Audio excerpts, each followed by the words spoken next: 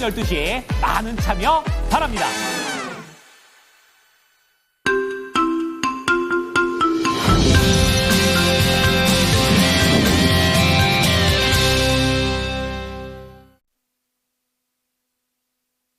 네, 지난주 금요일부터 이제 오늘까지 나왔던 소식들을 전부 다 모아봤습니다. 자, 그 중에서 핵심들은 또 어떤 것들이 있는지 시장에 맞춰서 말씀드려보도록 하겠습니다. 자, 오늘 모닝 스탠바이는요, 타이탄 파트너스의 윤여민 이사입니다. 이사님, 어서 오십시오. 네, 안녕하십니까. 네. 자, 우선 뭐 미국 증시 분위기는 항상 좋은 것 같다. 좀 이런 생각이 듭니다. 다시 한번 사상 최고치 랠리 이어지는데, 예, 부러우면서도 네. 오늘장 체크포인트 어떻게 잡아야 될지 조금 또 궁금증이 생기네요. 네, 말씀하셨던 것처럼 이제 미국 증시 같은 경우는 네. 연일 뭐 신고가 행진이 좀 나오고 있고, 그렇죠. 사실 고용 보고서가 뭐 양호했다고 하는 편이 맞지 않을까라는 좀 생각이 듭니다. 그게 또 이제 소비 심리 지수까지 좀 개선이 되면서. 네.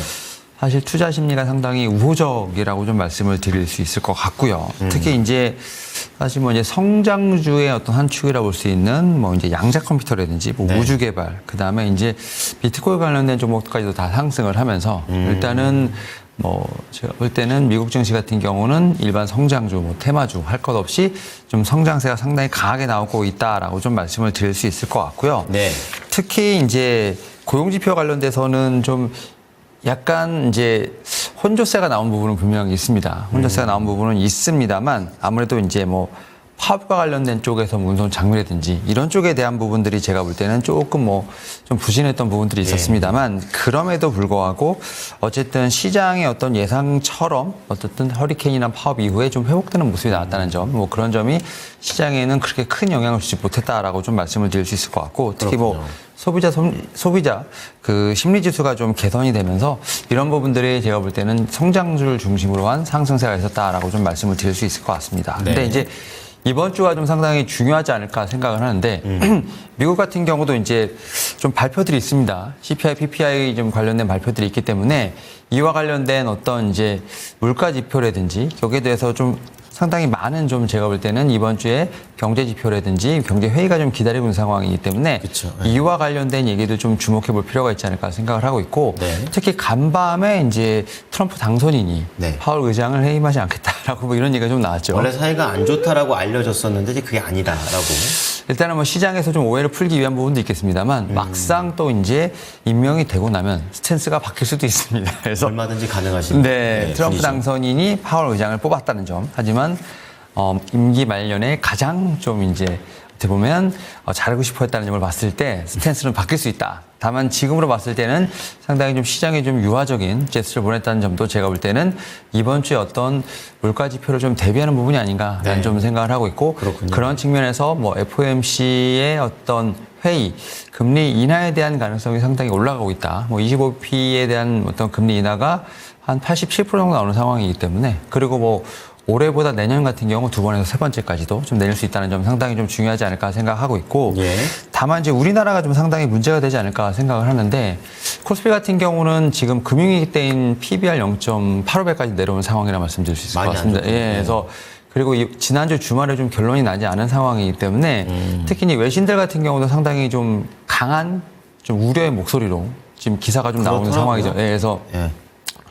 특히 이제 월요일, 화요일에 아무래도 지금 외환 시장과 함께 좀 외국인의 수급에 대한 이탈을 좀 계속 체크해 볼 필요가 있지 않을까라는 좀 생각을 하면서 다만 앞에서 말씀드렸던 것처럼 PBR 0.85배는 거의 제가 볼 때는 진바닥이 아닐까라는 좀 생각을 하면서 여기서 사실 무너지게 되면 거의 시스템이 무너진다라고 볼 수 있는 상황이기 때문에 정부도 상당히 총력을 다해서 지금 어떻게 보면은 방어를 하지 않을까라는 좀 생각을 하고 있습니다. 네. 자, 미국 같은 경우에는 이제 우리나라하고 다르게 굉장히 투심도 좋고 분위기가 좋고 연말에 대한 내용들까지 나오고 있는 상황입니다. 자, 그런 가운데 이제 물가 지표라든지 이런 중요한 지표들을 잘 봐야 되겠고요. 이제 국내에서는 이제 거의 바닥이 아닐까라고 조심스럽게 좀 생각을 해보게 됩니다. 외국인의 수급이 중요합니다.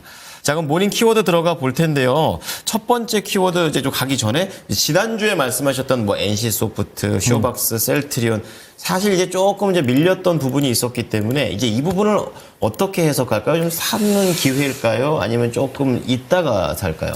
사실은 지난주에 안 내린 섹터나 종목은 사실 없습니다. 그렇죠. 종목에 대한 문제는 아니었던 것 같아요. 네. 그러니까 어떻게 보면은 좀 뭐라 그러죠? 내려가는 각도, 기울기의 어떤 문제라고 볼 수 있을 것 같고. 그렇군요. 다만 뭐 NC소프트 같은 경우는 약간 신작에 대한 제가 볼 때는 조금 이제 기대감이 너무 많이 반영되다 보니까 그 관련해서 좀 급락이 있었습니다만 제가 볼 때는 상승분을 모두 반납했기 때문에 어떻게 보면 다시 제자리로 왔다라는 측면에서 봤을 때는 제가 볼 때는 충분히 다시 매력적인 구간에 들어오지 않았나라고 생각을 하고 있고. 그렇군요. 특히 NC소프트 같은 경우는 희한하게 외국인이 열심히 사고 있습니다. 아, 그것도 주요하네요. 네, 그래서 그런 부분들을 봤을 때는 제가 볼 때는 다시 한번 매력적인 구간에 다가왔다라고 볼 수 있을 것 같고 다만 제가 말씀드렸던 것처럼 이번 주 월요일, 화요일은 좀 지나고 나서 한번 보는 게 어떨까라고 좀 말씀을 드려야 될 것 같습니다. 네, 더 중요한 세부적인 타이밍까지 말씀을 해 주셨습니다. 자, 그럼 첫 번째 키워드 들어가겠습니다. 어디에서 찾으셨습니까? 일단은 제가 볼 때는 미국 쪽에서 좀 봐야 되지 않을까 생각을 하고 있고 네. 그런 측면에서 뭐 전력 인프라는 꾸준히 좀 봐야 되지 않을까라는 좀 생각을 하고 있는데 네. 일단은 이 트럼프 당선인 그리고 해리스 부통령의 어떤 대선에 있어서 사실은 피해보는 섹터 아니면 뭐 수혜보는 섹터 많이 갈렸었죠. 그런 거에 더해서 누가 되든 상관없는 섹터가 있지 않았습니까? 아, 그랬었죠. 네, 누가 되든 상관없는 섹터는 결국은 누가 되든지 간에 이거는 해야 된다는 섹터 아니겠습니까? 정책의 교차점. 네, 그런 측면에서 봤을 때 전력 인프라는 누가 돼도 상관없는 섹터가 아니었나라고 좀 생각이 드는데 네. 사실 미국은 지금 세 가지 이 어떤 이 전력 인프라와 관련된 부분에서 좀 물결을 맞이하고 있다고 볼 수 있을 것 같은데 첫 번째로 지금 노후화된 인프라를 교체하는 부분들 일단 이게 1번이라고 말씀드릴 수 있을 것 같고요. 네. 두 번째로는 이제 AI발 데이터 센터로 인해서 좀 수요가 폭발한다는 점, 결국 이제 전력망을 확충한다고 볼 수 있을 것 같고 네. 여기에 더해서 뭐 트럼프 당선인이 지금 전통적 에너지를 좀 상당히 강조하고 있습니다만 신재생 에너지도 결국은 증가할 수밖에 없는 상황이거든요. 속도 차이죠. 속도 차이죠. 그래서 이 세 가지가 어쨌든 전력 인프라와 관련돼서 수요를 증가하는 상황이기 때문에 전력 인프라에 대한 어떤 수요는 늘어날 수밖에 없다라고 좀 말씀드릴 수 있을 것 같고 사실 미국이 이렇게 좀 상당히 좀 전력 인프라와 관련돼서 서두르는 이유가 있습니다. 왜 그런가요? 뭐냐면 지금은 미국이 전력망 확대가 시급한 이유가 전력 부족 문제를 겪고 있습니다. 되게 좀 신기한데 AI가 아니더라도요. AI가 아니더라도 왜냐하면 땅덩어리가 워낙 넓은 상황에서 사실 시골들도 상당히 좀 많은 상황이고 우리가 좀 알지 못하는 네. 그러다 보니까 전력에 대한 부분들의 공급이 좀 시급한 도시들이 상당히 좀 많다라고 말씀드릴 수 있을 것 같고 그러다 보니까 자체적으로 지금 인프라 투자 법안에 의해서 지금 계속해서 투자는 진행되고 있다. 이와 관련해서 지금 어떻게 보면은 트럼프 당선인 같은 경우는 바이든 행정부의 어떤 정책을 지켜봐야 되는 상황인데 그렇죠. 그런 상황에서도 바이든 행정부가 진행하는 몇 가지 정책에 대해서는 트럼프 당선인이 태클을 걸지 않습니다. 그 중에 하나가 바로 이제 전력 인프라와 관련된 부분이 아닐까 생각을 하면서 그렇군요. 이와 관련된 부분에서 분명히 미국은 착실하게 정책을 실행하고 있다라고 좀 말씀드릴 수 있을 것 같고 여기에 뭐 AI에 대한 물결은 뭐 우리나라뿐만 아니라 미국도 유럽 모두 지금 전 세계에 해당되지 않을까 생각하는데 지금 뭐 데이터 센터의 전력 사용량 2022년에 460테라와트에서 2026년에는 1050테라와트까지 지금 2.5배가 늘어나는 상황이라고 볼 수 있을 것 같고 그런 측면에서 당연히 전력 인프라에 대한 확충 상당히 필요하지 않을까라는 생각을 하고 있습니다. 여기 또 우리나라 정부 같은 경우도 네. 지금 K원전에서 K전력 그래서 지금 K그리드 글로벌 진출을 위한 지금 정부가 산학협동에 대한 부분을 좀 드라이브를 걸고 있는 상황이기 때문에 K그리드. 예, 이와 관련된 제가 볼 때는 투자 포인트가 분명히 있지 않을까라고 좀 생각하고 있습니다. 자, 미국의 정치 속에서도 봐야 될 부분이 전력이다. 이렇게 좀 말씀을 해 주시면서 국내외 모멘텀을 짚어 주셨습니다. 자, 어떤 종목 보십니까?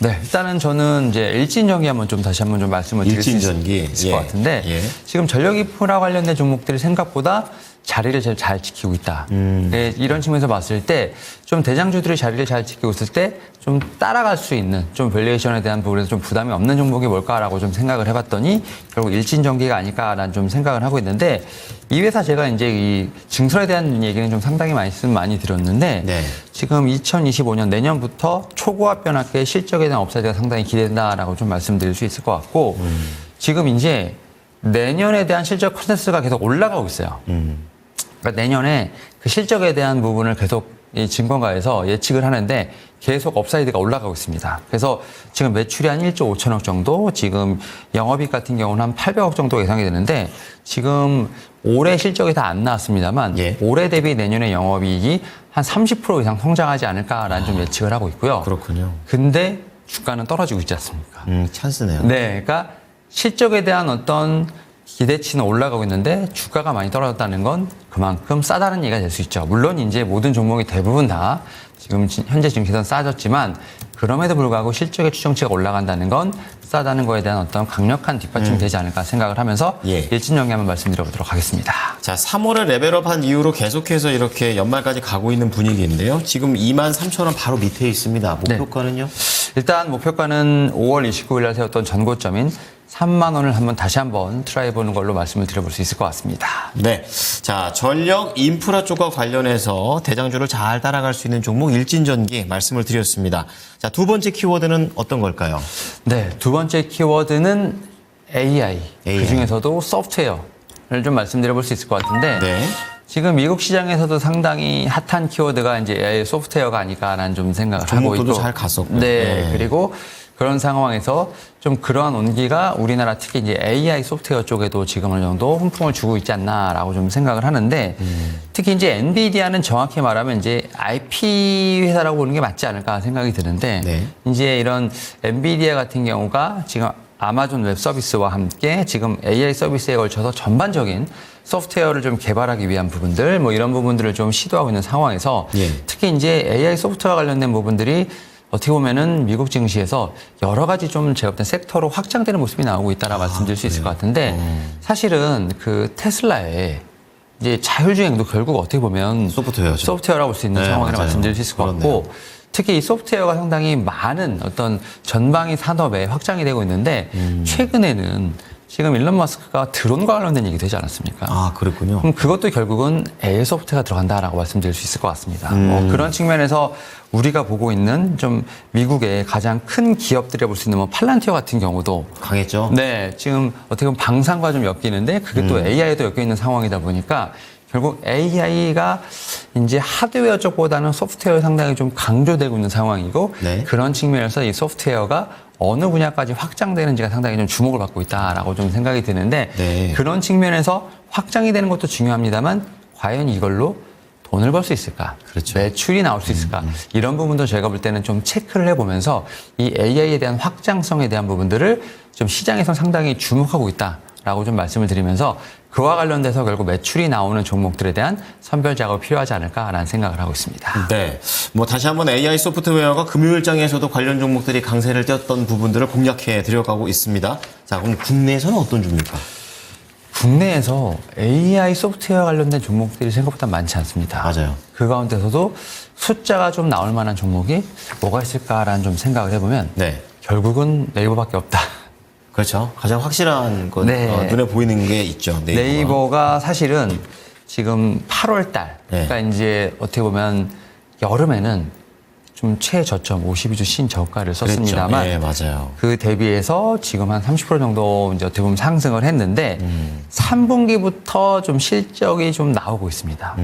뭐 이제 클립이라든지 홈피드 효과로 인해서 좀 상당히 어떤 실적에 대한 개선세가 좀 이루어지고 있고 여기에 또 커머스 시장 좀 많이 둔화됐습니다만 이런 부분에서 좀 회복세가 좀 나오고 있다라고 좀 생각을 하고 있는데 결국 실적의 회복세라는 건 이제 어떻게 보면은 부활의 신호탄이라고 봐야 될 것 같고 결국은 이제 추가적인 상승을 보려면 결국 이제 AI와 관련된 부분을 봐야 되지 않을까 생각을 하는데 네이버 같은 경우는 좀 내년에 준비하는 것 중에 뭐 이런 게 있다고 합니다. 뭐 2시간만짜리 어떤 동영상을 AI 소프트웨어가 뭐 1분 5초로 이렇게 좀 압축해서 보여주는 그런 기술을 선보이겠다라는 얘기 좀 나오는 상황이기 때문에 그런 AI 기술을 좀 활용한 컨텐츠가 제가 볼 때 내년 상반기에 나오지 않을까 생각하면서 이에 대한 분명히 기대감은 있다라고 좀 말씀드릴 수 있을 것 같고 그런 측면에서 내년의 실적에 대한 컨센서스가 좀 상당히 올라가고 있다라고 합니다. 특히 영업이익 같은 경우도 지금 거의 한 2조 4천억 정도가 되면서 지금 연간 전망으로 올해 지금 실적 다 나오지 않았습니까?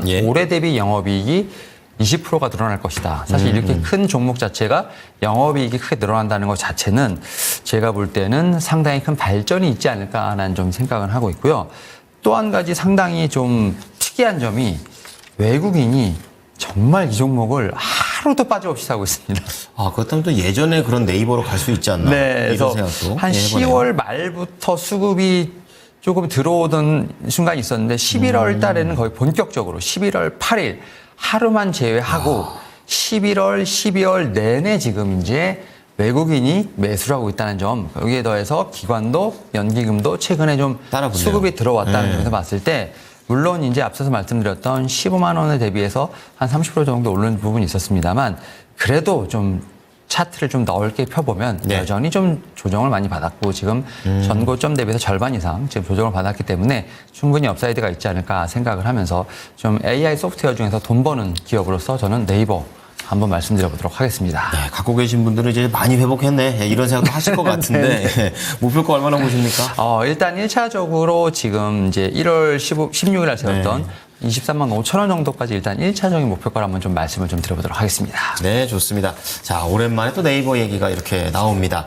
자, 마지막으로 우리 이사님의 관심주 들어보겠습니다. 어떤 겁니까? 사실은 이제 지난주에 조금 매기가 좀 들어왔습니다만 금요일에 좀 무너졌었던 하지만 좀 반등할 때 좀 상승 섹터로서 나올 수 있는 것 중에 하나가 바로 좀 반도체 섹터가 아닐까라는 좀 생각을 하고 있고요. 예. 그 가운데서 지금 반도체 소부장 쪽의 장비 쪽인 하나 인더스트리얼 솔루션즈를 한번 좀 말씀을 좀 드려볼 수 있을 것 같습니다. 지난달에 이어서 다시 한번 언급해 주시네요. 네. 이 회사가 이제 좀 사명이 좀 변경될 수도 있고 지금 그래요? 이제 지금 이미 주총을 열 것으로 보이고 있는데 일단은 지금 12월 13일 날 아마 지금 이제 이 주총이 예정이 돼 있는데 네. 하나 비전으로 이제 사명이 좀 바뀔 거다. 예, 하나 비전으로 좀 제가 볼 때는 사명이 바뀔 거라 생각을 하는데 하나 인더스트리얼 솔루션즈가 사실은 하나 정밀 기계랑 하나 비전을 다 가지고 있는 회사인데 통합을 하면서 그냥 하나 비전으로 제가 볼 때는 이름이 사명이 변경될 것으로 보이고 있고요. 네. 특히 이런 측면에서 봤을 때 하나 비전에 대한 어떤 실적 플러스 하나 정밀기의 어떤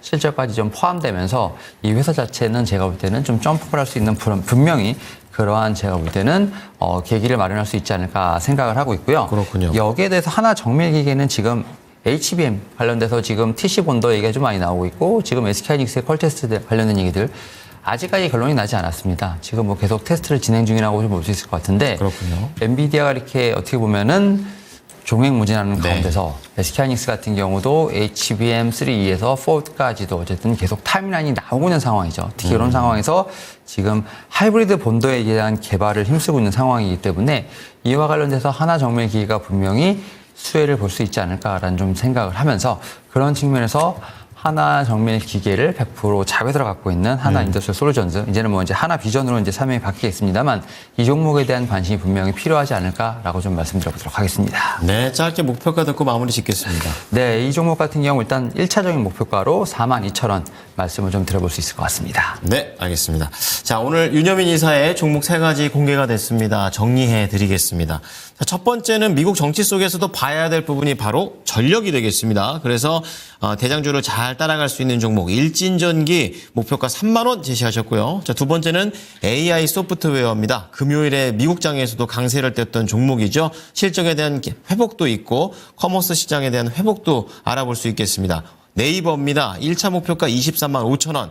마지막으로 합병 이슈가 있는 회사입니다. 회사도 통합되는데 사명도 간결하게 바뀌네요. 한화 인더스트리얼 솔루션즈 1차 목표가 4만 2천 원입니다.